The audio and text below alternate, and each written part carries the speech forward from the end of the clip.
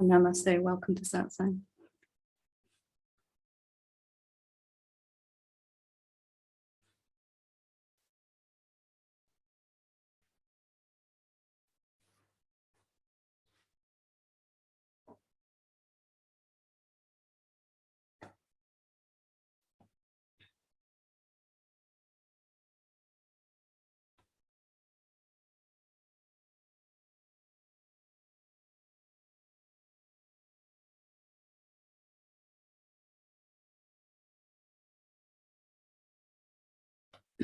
So, as you know, Satsang is for the awakening to the truth of our real nature and coming to live as that, which traditionally has only happened for a few beings in each generation, and there is something happening across the globe today that percentage of those that make it to a stable and profound and effortless awakening is increasing. And that is very exciting for me. And one of the things I want to talk about today is really one of the major reasons why that hasn't happened as a consistent thing. One of the ideas we have in our consciousness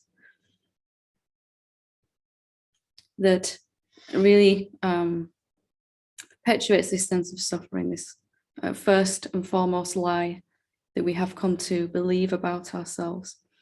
And it really was triggered by a question that was sent in, which I want to start with because it really touched my heart and my mind to speak about it, because I remember being in this place and it was awful, absolutely awful. So the question says, "Hi Helen, my practice has gotten to a point where the emptiness itself is all I want. It has been this way for months now. However, it seems that the very wanting of this pushes it away, and it's very painful. I also experience periods of great fear and even terror when I be quiet inside for prolonged periods of time. Like I'm suffocating. I usually have to get up and do something, and once the mind starts chatting away again, the fear goes. I feel like I should have the courage by now to walk through this fear, but it seems to overwhelm me. Did you experience something similar? And could you point me towards what I must do at this stage? Thank you very much for all your guidance." So this really touched a deep place in my heart, because I remember getting stuck here for a very long time, and it was agonizing, absolutely awful. When the desire has become so strong for what we actually are, that it is pretty much all consuming, isn't it? It's the only thing we want. And our life is oriented around that. And everything we are doing is to try to achieve that. But as you've said here, it seems that the very wanting of this pushes it away. And it's very painful. So absolutely, yes, I did experience this. And I think we all do to a certain extent. We go through this particular stage in our awakening. So how to get out of it, and what is the cause of this fear? Because it's the same answer for this as the fear, really, the desire and the fear. So I'll have to tell you something that I wish I'd heard when I was trying to get through this stage. And that is that there is nothing you can do to walk through this fear. You've said, I feel like I should have the courage by now to walk through this fear, but it seems to overwhelm me. And there's no awakened being ever that's managed to really successfully walk through this fear and out the other side, because the reason for the fear is false. The reason we're scared here is false. It's untrue, and therefore we can't fix this. It seems like you have to push through this fear And at some point, you'll have enough courage to do that. And at this point, you may not feel like you have enough courage. But what if that's not the way to deal with it? What if that is what our mind is telling us? Instead, if we investigate the cause of this fear, what is this fear about? So when I get very quiet inside for any length of time, this fear starts. And you said here, as soon as mind starts talking again, the fear subsides. So the very fear, the idea, the premise behind fear is I'm not safe. I'm in danger. That's what fear is saying on a very primal level. And as we welcome in the emptiness of our being, something inside us feels, yes, but in order for that to occur, I'm going to have to disappear. I'm going to have to merge into that or dissolve into that emptiness, as you've called it. And I have to tell you that that is the biggest kind of lie of all, that there actually is an entity called you that has to dissolve into, merge into, disappear until there's only emptiness left. It seems extraordinarily real. I remember that. But what if you can't find the courage to walk through this fear because you don't have to? What if understanding what the fear is about is going to allow it to be transcended? Something fears an endpoint, death, dissolution, merging something into the absolute, the emptiness, and therefore resists it. And the only way I found out of this, I never found that courage to go through, to walk through. Instead, I tried several times and came up against this several times and failed every time. And I used to pray every single nighttime to merge and be dissolved and all the rest of it, and to, take me and leave only you and all of that stuff. When it actually came down to it, I was terrified of it actually occurring, as much as I wanted it. There was very clearly something inside that didn't. And it comes down to the basic fact that there isn't anything to merge or to dissolve or to die or to end or to cease to exist. There literally isn't anything that can cease to exist about you. Not even the separate self, most especially the seeker. The seeker, it's a common myth, isn't it, that the seeker merges into the source. When it finds the source of its being, it merges, or something like that. What if that's totally untrue? What if the seeker is just seen to be the sought? So, because this was so extraordinarily painful for me, the one thing I want more than anything, I'm terrified of getting. I don't think there's anything more painful to experience as a human being ever, ever. Unfulfilled desire that is so strong and that I think is going to cost me so much, that I kind of keep myself on this boundary where I love experiencing it and I want more, but I daren't move forward. The only way out then is to actually try to find the one that is scared. Can you find that separate being? Does it really exist in the way that you think? That is feeling this fear, that is fearing its ending.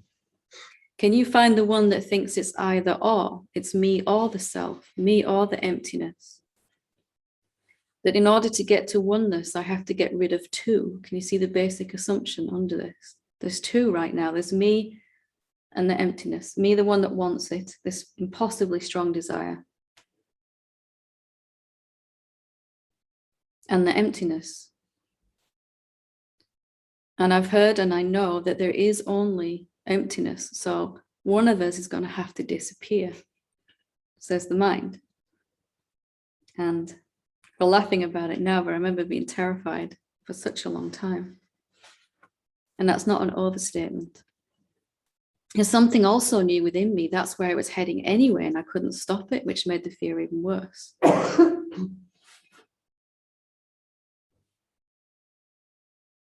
What if, though, when you look for that separate being that's fearing, you only find the emptiness? What if the whole thing is a lie? What if there is nothing for you to do, nothing to merge, nothing to dissolve?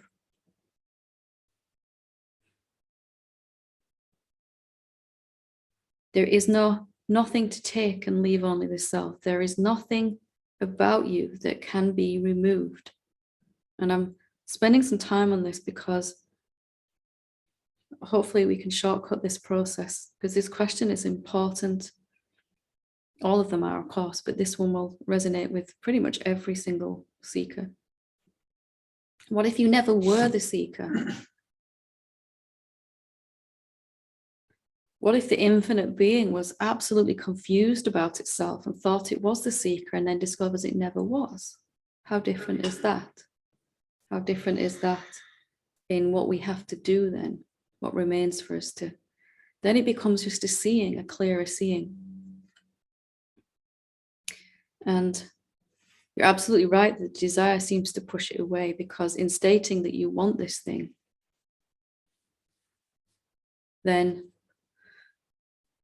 there becomes a artificial division, me and it, me and the thing I want, emptiness, me and emptiness. We're recreating that separation, that first division right there. So the very desire that leads you to this point is the one that you now have to drop. The desire that's fueled this seeking to the recognition of what you actually are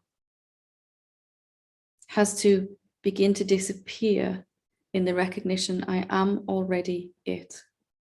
This desire actually now begins to get in the way, creates the sense that there's something I have to get or become or merge into that's not me.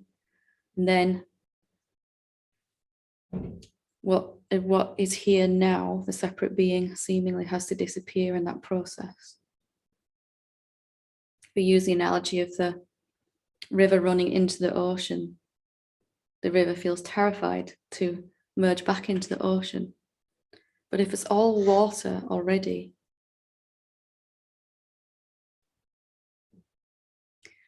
then what remains for you to do? And can anything come to an end? Can anything come to an end about you? If you are already the emptiness, then all that comes to an end is the idea that there ever was anything other than that.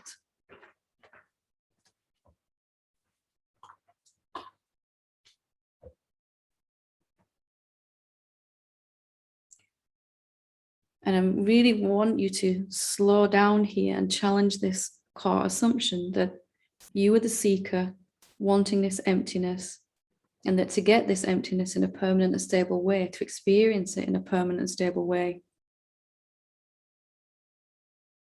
that there must be something lost in that process, that there actually is two versions of you and one of those has to disappear. And that would be terrifying, wouldn't it, if it was true? Absolutely.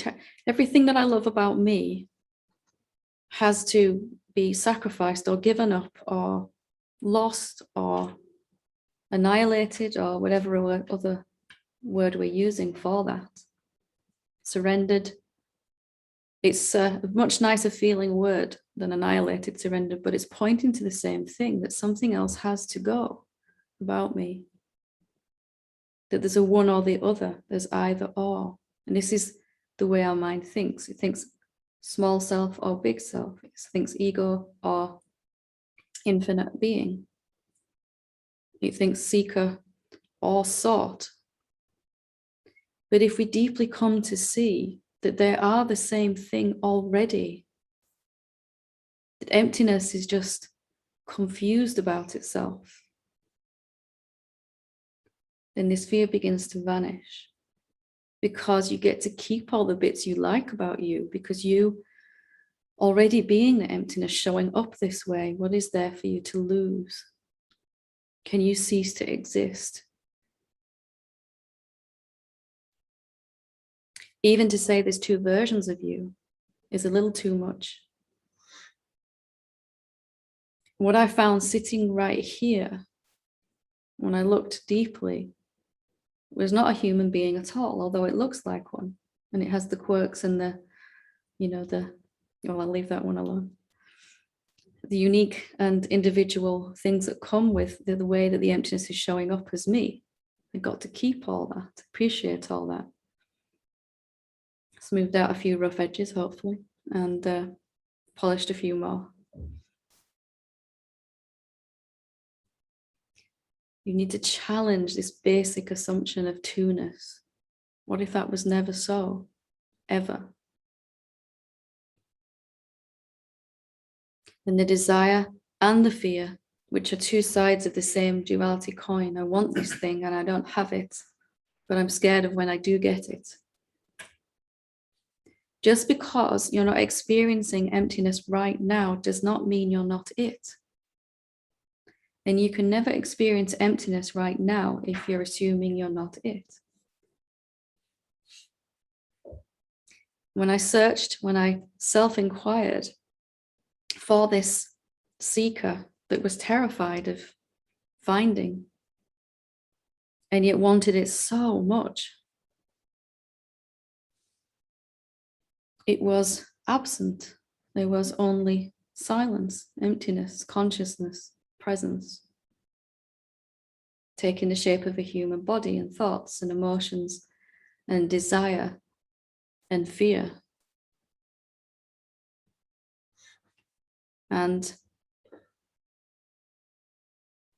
that was the only thing that solved this fear for me. It's the mind's purpose and function is to head towards a goal, isn't it? It likes to move towards something.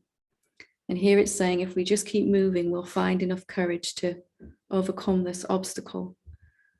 And that every other awakened being must have found that courage somehow and crossed that border or boundary and allowed themselves to dissolve into.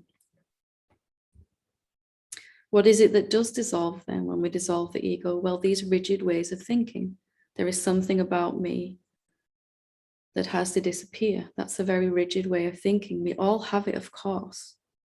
We're all taught to see ourselves as a separate being, aren't we? Until otherwise.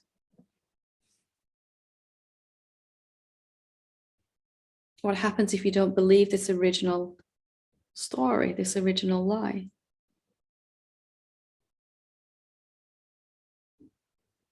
What happens when you try to find the one that's terrified?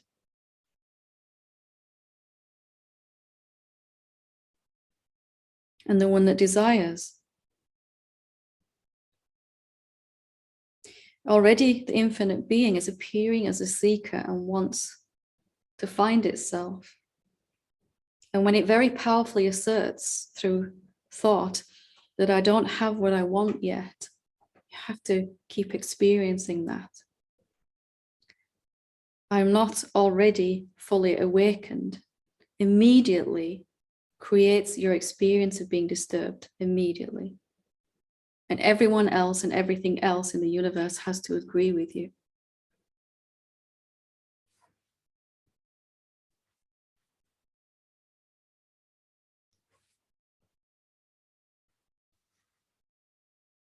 And I remember when I finally discovered that this wasn't my issue, that I don't have to merge or any of that stuff, dissolve or surrender anything, actually. It was freedom, absolute freedom, because all the fear disappeared. The recognition that there never could be an end to any part of myself because there's only me, emptiness already. That where I am trying to get to, I'm already searching from. And we may know that here, but we have to self-inquire. Actually try to find this being that's terrified. Actually try to find it. To know it here. And we can do that right now. Where is the seeker? Where is it? If we look for it right now, the one that's scared and the one that wants awakening, can you find it? There's a body. There is thoughts. There's emotions, fear, desire, all of that. There seems to be the seeker. Seems to be only. Where is it? Where is it when you look for it?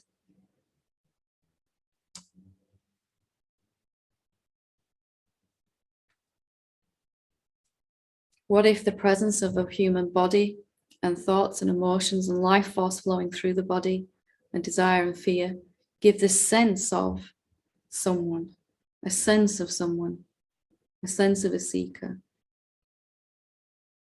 But it's not actually so.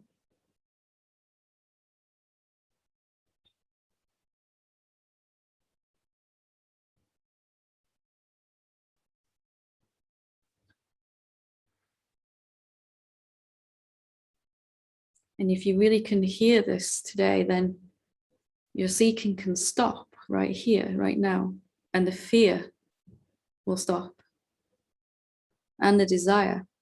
There is nothing sweeter than wanting the truth so completely, except realizing you already are it completely and always have been completely, completely, completely.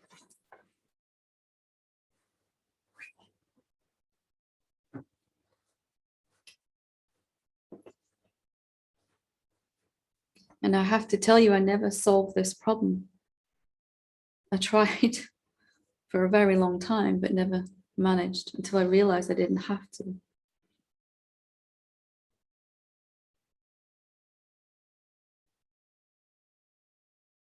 So it's not your fault that you can't find the courage to overcome this. It's because you don't have to. We've taken on mind's work as our own. And then we fail to achieve something we can't actually do, and then blame ourselves for it.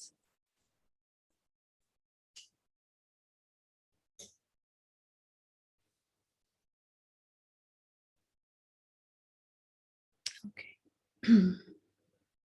I get quite passionate about that. So I hope that helps to explain how to move forward with it. There's no way out of it except to find the one that's, I'll try to find the one that's seeking. Because when mind starts talking again, the sense of someone gets reinvented again, and therefore doesn't feel threatened, the fear goes. But you cannot get rid of something that was never there. Even now, still, for me, there seems to be someone here. Seems like I'm sitting here talking to you, and you're over there listening, or over there listening, watching.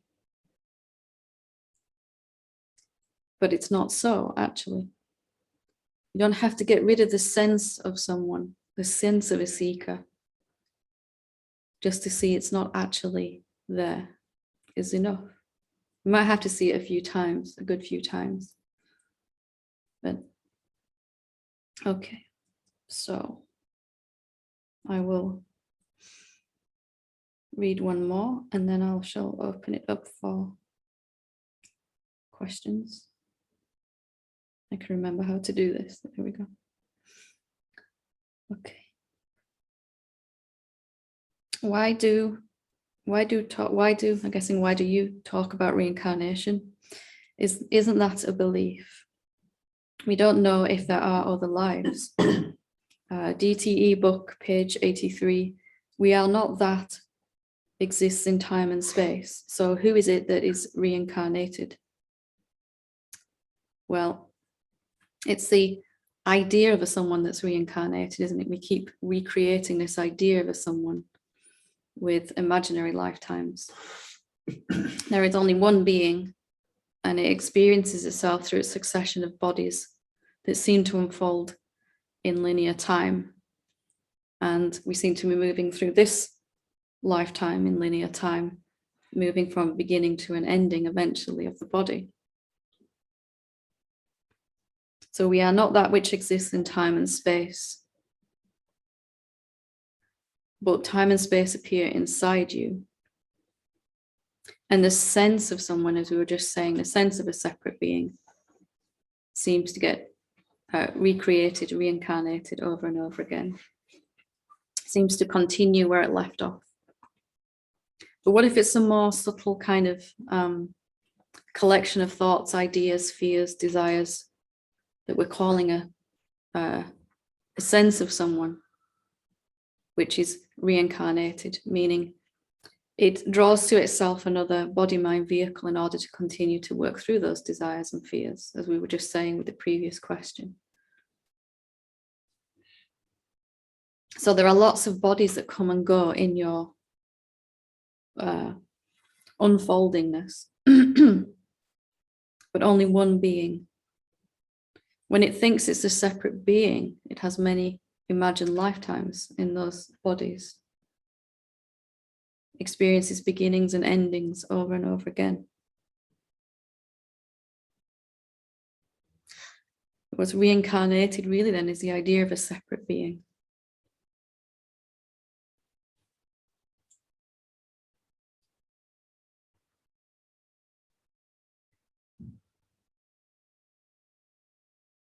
We don't know if there are other lives. Well, what is this life? What is it this life? What are you already this life? And does that have a beginning or ending? And if that doesn't have a beginning or ending, mustn't it have been here always? Always. As far back as you could imagine, and as far forward in time as you could imagine, you are going to be exactly what you are right now.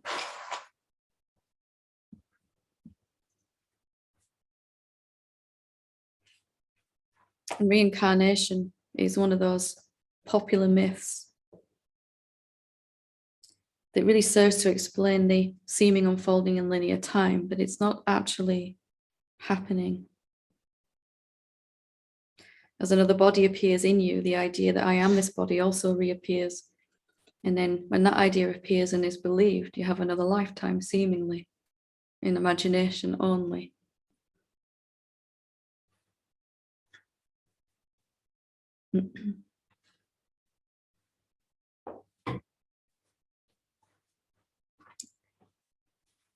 So if anybody would like to ask a question or share something, feel free to raise your hand on Zoom or here in the room.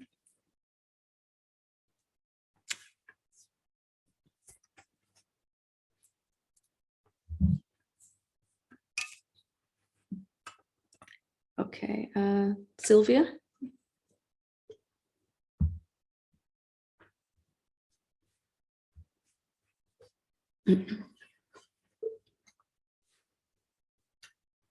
Whenever you're ready, Sylvia, would you like to unmute yourself? I'm sorry. That's okay. I was talking to myself. So, Helen, I would like to first express my gratitude with your very clear pointing. Thank you. And I have a question, or let's say I would like to, if you can bring me some more clarity. It's very much in the area of what we have discussed this morning. Maybe I will start with a little bit broader. So it's clear that there is a background or a field which is there always the same. It's colorless, shapeless, infinitive, has no boundaries. Yes. Sometimes is more in backwards, sometimes is more in front of experience. And everything included in this field. But when I ask the question that you are often referring, who I am really, Yeah. with certainty I can say that there is a body. There Yeah. are experiencing of the thought, of the emotions, plus other things like whatever, trees, sounds, people around. So this body is just one of the object that is in the field. And I can say that I am not there because I can't find it. However, I cannot say for certainty that I am the background. Okay. Yeah. Can you help me with that, please? Yeah. So you cannot find yourself when you look as a someone, Yes. right? So you can't find a separate being.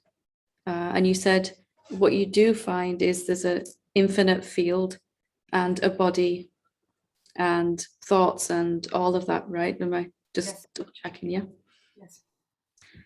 So take that a little bit further.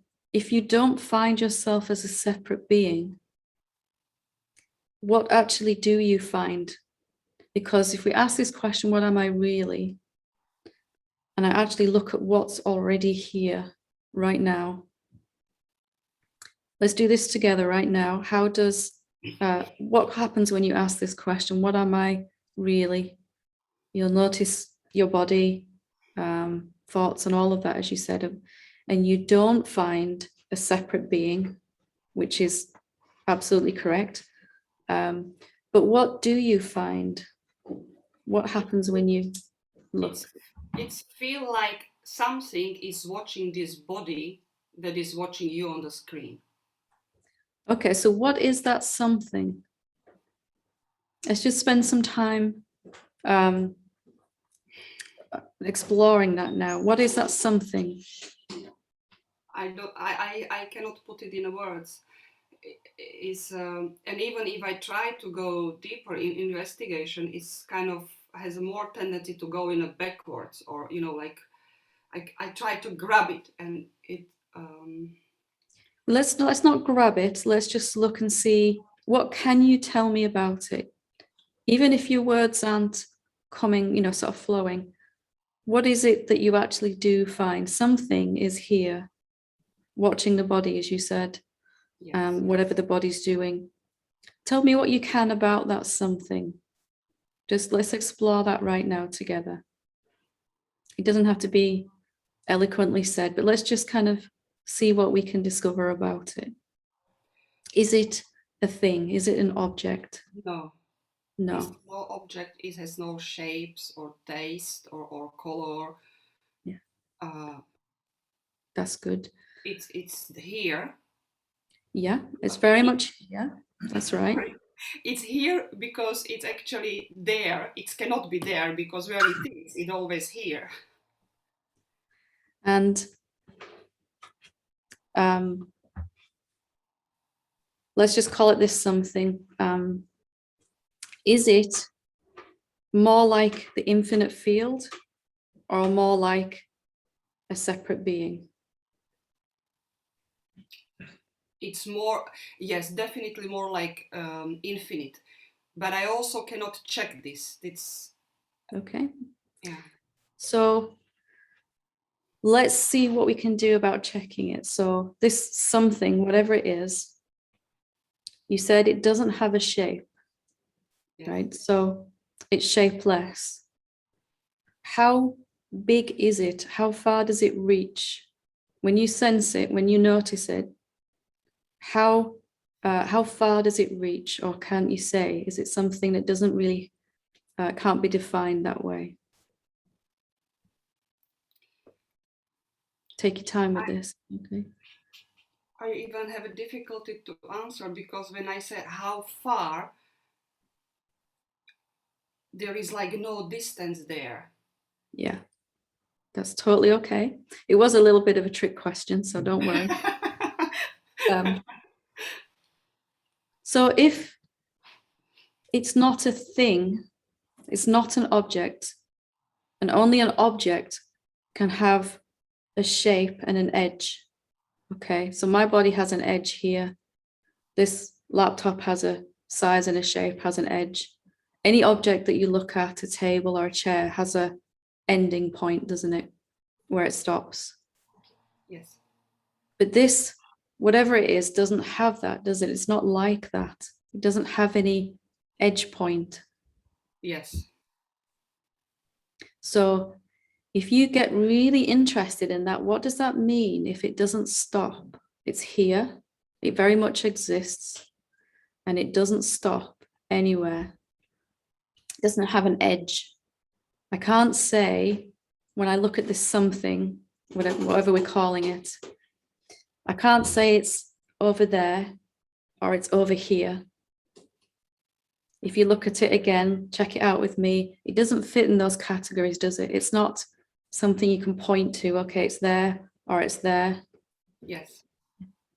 And yet you sense, you know, it's here, it does exist. Yes. What does it mean then if it doesn't have an edge, if it can't have an edge at all? Only things can have an edge or a boundary. Then eventually it's become clear that it goes on forever. It really goes on.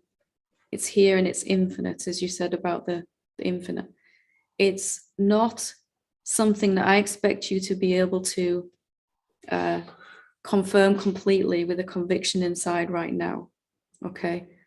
But just to check out what this something is, it's here. And where does it stop?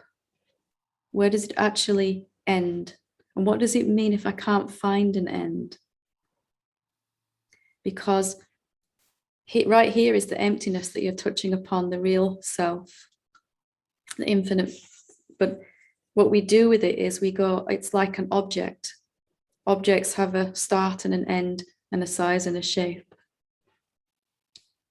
But if we use the analogy of the room that you're sitting in right now, if we took all of the objects out of the room, all of them, including your body temporarily, all that would be left is the space in which the room appears. And that has no dimensions, it has no distance, as you said. Mm-hmm. Have I lost you there, or do you want me to go No, back? no, no. I am no. I'm fine. I'm just trying to experientially to work with you, It's point okay. see your That's point. right. So you found something that isn't form, that isn't a form. You found something that's formless, that's Yes. boundaryless. When you ask, what am I? This something kind of presents itself. And this idea of it sliding into the background or foreground, it's based on the idea that there's something other than it. Yes. There's a you and an it. Okay. Somehow, for example, when you said that, imagine there is a completely empty room and there is not your body. Somehow I had like a difficulty to like because I'm experiencing even this through my body, and I had the doubts came. Yeah. So the doubts are your mind asking you to look at this particular thing. Whatever doubts we have is our mind's way of saying, okay, I've recognized the emptiness, but it hasn't fully impacted me what that actually means, what that actually is. That if something is infinite and doesn't have any edges, then it must go on forever. Mind is asking you to look at these doubts and confirm that they're either true or untrue. It's because I can see that the mind, and it's also visible in this happen in this field, that the thoughts are coming with certain picture or concept that what does it mean to not having boundary, or like, or infinite or whatever, and Yeah. try to compare with what I am experiencing is the same one or similar, like want to put my experience in a certain box. Yeah. And that's okay. Mind wants to do that, doesn't it? And it's okay. But if we check out this something, if we really check out this something that you find when you ask, what am I actually? What am I really? If you really compare that to the infinite field that you've already recognized, you said is here, is there any difference between that something and the infinite field? And when I really looked at this myself, I found that what I'm calling me, I, is actually the same thing, for want of a better word, as the infinite being. That I am this diffuse nothingness, and that doesn't have any edges or boundaries, and that diffuse nothingness that you are is using this body and mind to think about itself. And that's okay. It's thinking about itself and having this conversation with itself here through two bodies in order to clear up this confusion here. It's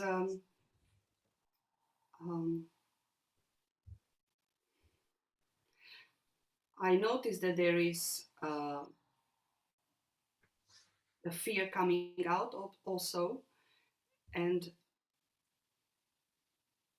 it's I know that I am, but I don't know what I am. Although I have this experience, but it's not like, I think my mind is looking really like this is the red pen, you know, like really like structure, and it's impossible to get it. And this kind of make me overanalyze the things. Yeah.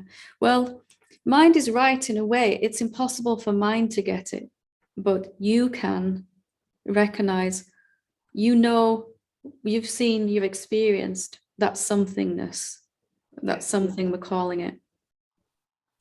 And if you check that out, get really interested in it. If it's not a thing, the only other option, if it's not an object, the only other option for what you are is that which is dimensionless and is absolutely infinite. In the whole universe, there's only two categories of ways to describe yourself. And one is as an object, as someone, an object, a finite thing coming and going with boundaries and shape and all of that. And the only other option, if you are not a thing, is that which is infinite. So I want you to get really interested in this something that you've found. See if you can prove or disprove that it is different to the infinite field that you've noticed. Because in that investigation, you realize that you're looking at that infinite field from it already. The conclusions you're drawing and telling me are being spoken through a body-mind vehicle, and that's okay. But the actual investigation is being done from the infinite field, about the infinite field. You're watching that something, that infinite field from there, and then you're using that body-mind to report back to this body-mind here. Yeah. And this investigation, is it because I understand that we have a tool of the mind, but sometimes this can be like an obstacle, and this investigation, I should really, because I don't, the fact that it is intangible, abstract, it's, I don't know how to how to reach there to analyze it.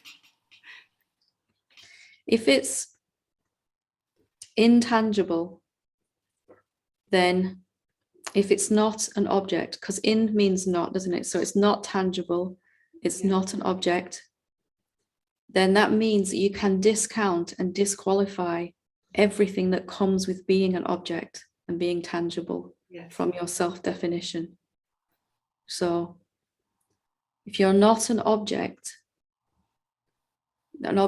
you find an object somewhere, don't you? Somewhere in time and space. Yes. If I asked you where your body was right now, you could tell me which country it's in and which town and all of that, and which room in your house even. Yes. But if you're not an object, can you tell me where you are? No. It's here, but it's not like, Yeah. So whatever. if you can't describe yourself in terms of what you, let me rephrase that. It's only abstract to the mind because it's not used to thinking in infinite terms.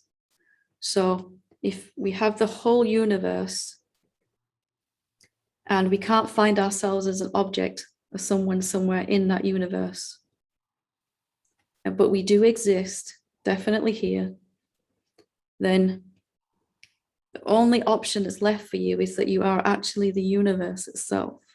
Yeah. I see it now. Yes. And that may feel like when you first recognize that, it may not come with any fireworks at all. It may even feel uncertain. It may feel, I don't really believe that still. Mm-hmm. But as you look at this over and over again, if I'm not a someone in the universe, what's the other option then for me? And as I looked at this again and again, it became clearer and clearer that I must be the universe, actually.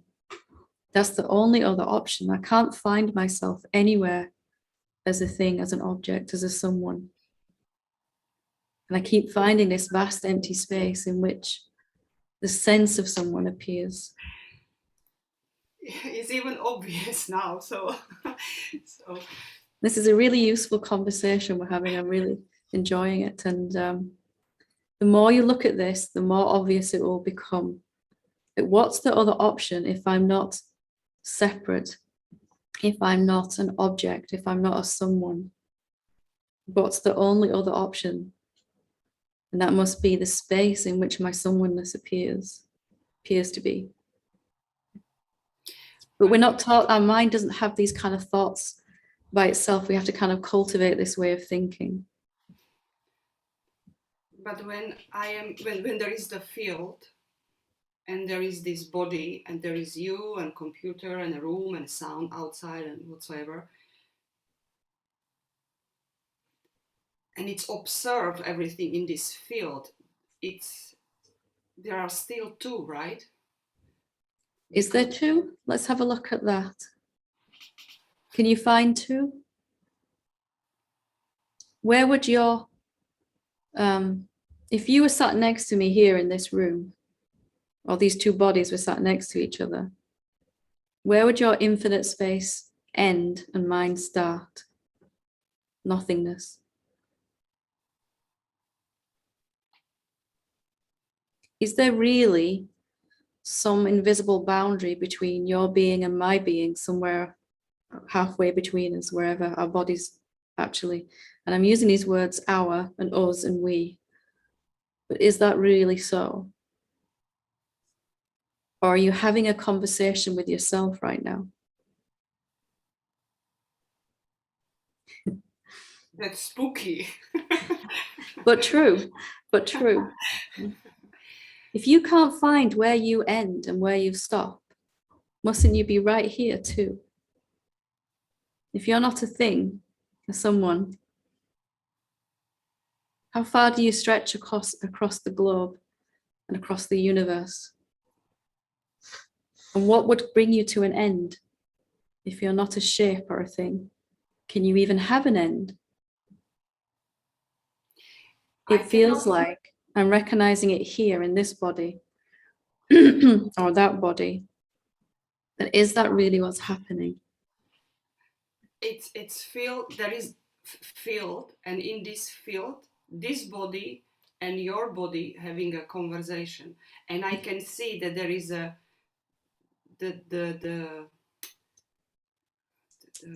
how shall I call it, the texture or the structure of your body and my body is the same, but there is still the field that see those two people having conversation. Well, actually, the field sees two bodies, not two people. There's two Okay, yes, bodies. yes, Yeah. yes, yes, yes.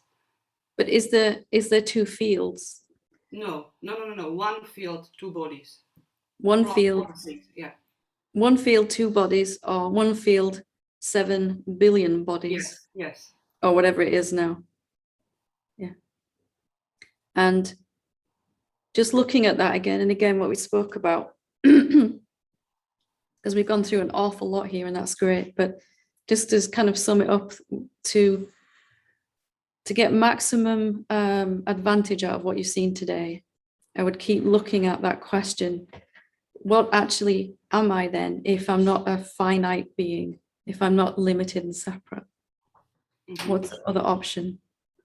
And your mind says, but you can't figure that out. Mind says you can't grasp that. But it's talking about its own limitations, and you are not limited at all in that way. Just don't believe that you can't have this same knowing that's happened in this body mind. It's already broken through today once, hasn't it? Yeah, it was lovely. Yes, absolutely. Yeah. So you have to go back there again on purpose and check it out again and again and again until it's just so clear that there's only two things possible for me. One is as a finite being, or the other is the infinite being. And I can prove in my experience right now that I'm not finite. Can't find a shape to me. Yeah. And that's not just like a thought, it becomes a powerful knowingness that's just more and more obvious every time you look. Thank you so much. Very good. Wonderful conversation. Glad to have it. Thank you. Thank you. Okay, we have time for one more. Yep, there we go. So we'll leave it after this question. Thank you. I'm not sure. I'm not sure if it is a question or what it is, yeah, but that's fine. and I'm not really sure what I want to say, but I just felt to speak. So, a couple of things that are coming up for me at the moment. As I said before, self-inquiry has not been my route particularly, and what I tend to energetically, if ever anything's coming up or there's difficulty, the thing that most is clearing for me is just a very strong, there's no you, there's no me, or there's no one. And whenever, I suppose in a way it's a reverse self-inquiry, because it's more of a statement rather than an inquiry. And well, that it always starts from there, doesn't it? It starts from there, and then it will deepen into an actual experience of not finding a separate being. As a natural curiosity to want to find out what you are. Well, it seems to be that it's like that's the case rather than inquiry. It's like that's the certainty. Yeah. There is no one. And I know when you talk about there's only the self and everything's the self, to me it's the same thing as saying there's no one. I don't know if you see it like that, but yeah, absolutely. You can't have someone without no one. You can't have no one without someone. It's a contradiction in terms. And that's incredibly liberating. And, it always comes back to that. Whatever, even if I try self-inquiry, it always comes back to the ultimate, there is no one. Yeah. That's one side of it. I just wanted to kind of discuss that with you and see what you thought. The other side, if that's enough for you, that's great. But if there's still some suffering going on, right, then maybe that does need to go into a more experiential seeing. right. So that's probably where the next bit comes up, because of the pain. Yeah. As I mentioned to you before, the illness that's ongoing, and it's a long-term illness in terms of fibromyalgia, but the illnesses that on top of that come are very minor, like it's just been a horrendous cold. It might be IBS, it might be I've got a reflux problem, and there's like what, and if it's not one, it's another. Yeah. So it's, even in satsang, I had to go out and take some painkillers. So this is like so prevalent, if that's the word, at the moment, that that's the thing that And even still, there's no one here. It's completely obvious and really liberating. But the pain's still there. And sometimes it's a bit like, well, so what? You know, one has pain. As long as one's got a body, one's going to have pain. Not necessarily. Yeah, this is the dilemma I have, and I don't seem to be budging on that. And when it's not there, life's amazing, and even when it is there, life's good in one sense. Wouldn't you like to be actually living more of that freedom? You know, experiencing more of that freedom in terms of how the body feels. Oh yeah. I don't, and it's obviously, you know, I know you would, but you know, it's just too. There is often a point we reach where we have some level of knowing that there isn't a separate being, as you said, and that all there is the infinite, but that hasn't fully flowered as an experiential knowledge. I'm not living it. And I got stuck there for a while because it's a nice place to hang out. You know, I've been suffering and suffering and suffering. And then I kind of realize I'm not a separate being. However, I get to that, whether it's through self-inquiry or just an epiphany or something.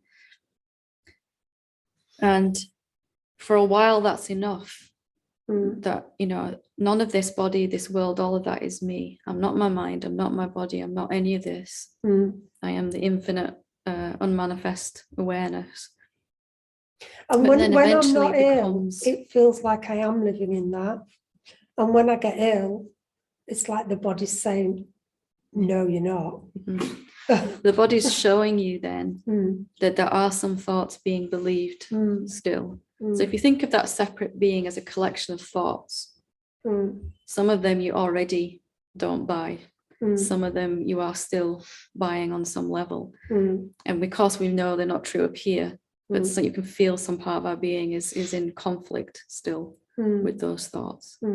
So coming to examine those particular thoughts is going to allow the body to, because every thought that we believe is reducing the amount of life force energy that can flow through and as the body mind, and diminishing our sense of well-being, energy, you know, all of that. And it shows up as illness.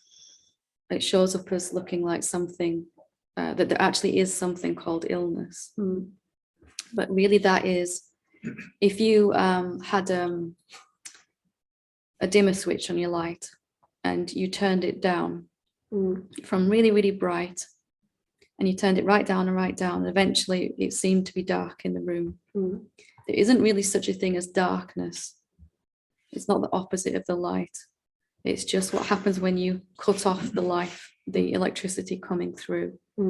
So in the same way, there isn't such a thing as illness. There is just what we've called it when there is life force being inhibited flowing through the body mind. Yeah, you mentioned that before. Yeah. It's worthwhile saying again, and we might not experience it as physical illness, but we might experience it as financial illness or all of that. Yeah, it's like a block, like you said last time. There's a boulder in the way, and energy's having to go around. So maybe there's only one thing in the way, and maybe that one thought that's in the way now is that I don't need to experience this. I don't need to self-inquire, or I don't want to. Something is kind of going, you know, like I don't really like the idea of that, or, you know, some kind of subtle resistance to actually experiencing. There might be subtly, but not consciously. I mean, I don't have a problem. I do it or try it, and I don't feel I'm against it. So when you ask the question, what really am I? What do you experience? Let's do it now. Nothing.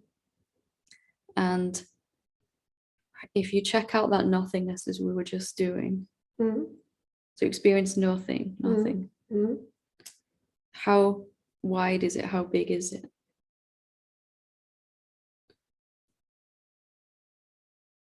It's just everywhere. It's everywhere. Is it absent from where your body is? Is there a little hole in the nothingness, the size of your body shape? Can that be how it is? Is there your body and it? These might be weird questions I'm asking, but because the assumption that's troubling you is that there's the nothingness that's everywhere and there's a human body here and it's suffering with this. And it seems to be, of course, it really feels like that. But does the emptiness, nothingness stop where your body is?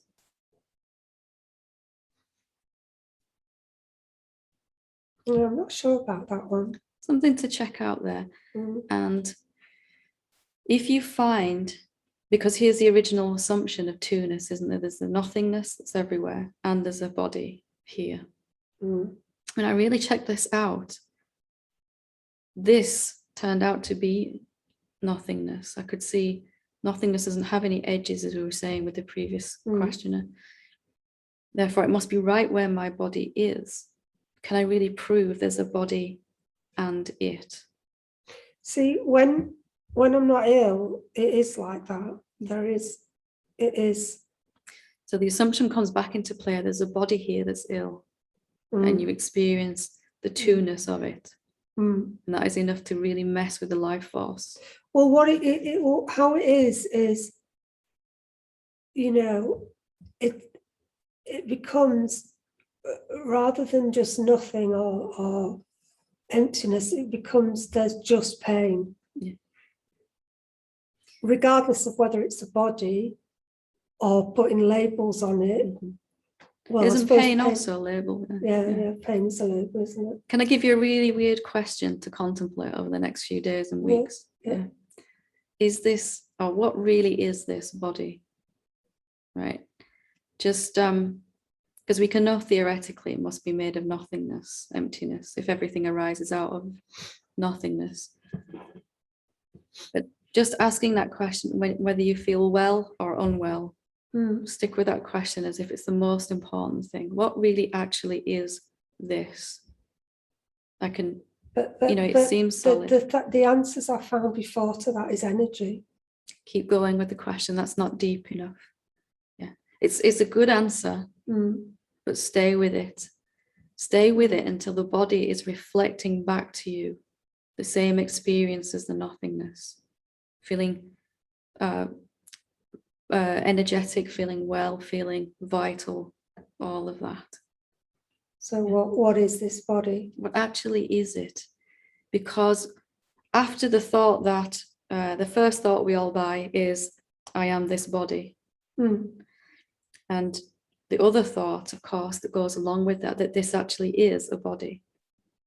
And when that thought's not in play, you experience peace.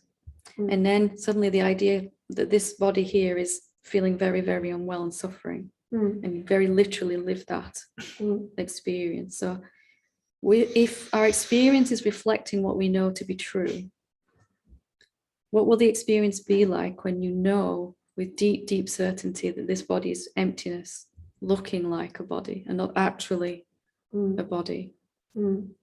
And I'm spending time with this because it will obviously help, a lot of people in a similar situation.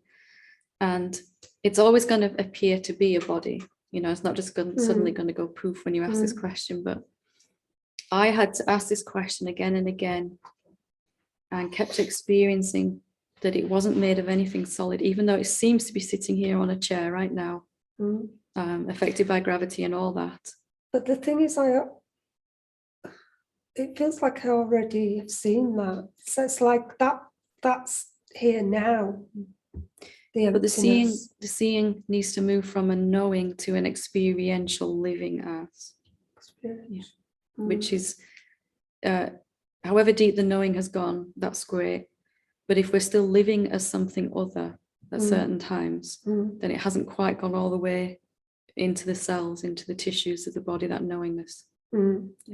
Okay, so I'll try that. And whatever answer you get to that question, just keep asking it anyway, until the question becomes so irrelevant and just completely obvious, and that is constant. and Yeah, continuous. can I just say, I don't really get many answers when I ask questions. That doesn't matter. It's perfectly normal. Your experience, what you're actually experiencing right now, is the ultimate answer, isn't it? And you want that experience to be peaceful all the time. So to do that, we just have to remove any ideas that are in the way of that. So if when I ask these questions, what's reflected back to me is emptiness, which is what seems to happen, I kind of get to the point, well, that's the answer. But that only seems to be the answer sometimes. And at other times, there seems to really be a body here that's suffering. So it's not continuous and unbroken now, that knowing. It's sporadic. That's how it starts for all of us. It needs to deepen into a continuous experience. But something tells me that the mind can't go there. So asking questions is the mind asking itself questions. The mind asks the question, but you will experience the answer. Mind can ask the question, and that's a very intelligent question for mind to ask. We don't need mind to get the answers. We just need to ask the question. Mind will try to answer, of course, and that's okay. But what you really want as the answer is the experience, the unbroken experience, continuous experience of peace and wellness and well-being. That's the answer. I wouldn't stop before I reach that answer if I were in your position. Okay. Good. Thank you. Okay. We will leave it there for today. Thank you very much. Namaste.